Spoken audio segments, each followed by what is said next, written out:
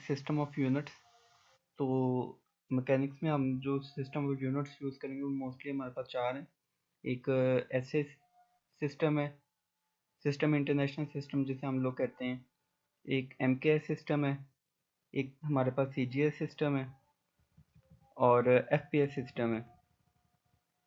ऐसा सिस्टम वो है जो सिस्टम इंटरनेशनल, जिसमें हम लोग जो लेंथ है उसे हम लोग किलोमीटर में लेते हैं, मैस को हम किलोग्राम में लेंगे और टाइम को हम सेकंड में लेते हैं। जो हमारे पास एमके सिस्टम है उसके अंदर हम जो लेंथ है उसे हम लोग मीटर में लेते हैं और जो हमारे पास मैस है उसे किलोग्राम में लेंगे और जो टाइम है उसे हम लोग सेकंड में लेंगे।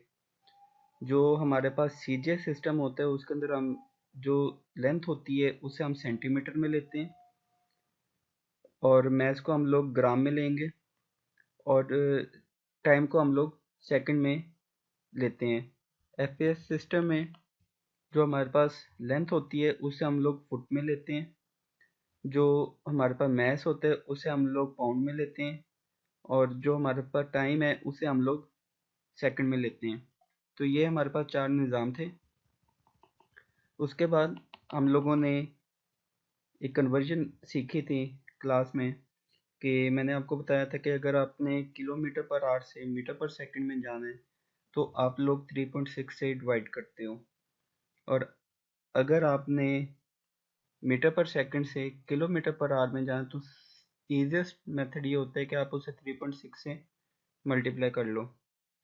जिस तरह इधर है 72 और उसने 3.6 से डिवाइड किए, तो आपके पास जो आंसर आएगा, ठीक है, वो मीटर पर सेकंड में आ जाएगा।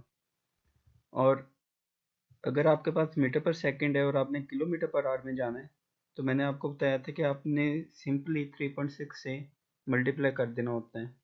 तो ये वही है, 3.6 से मल्टीप्लाई किए तो आपके पास ये आंसर है।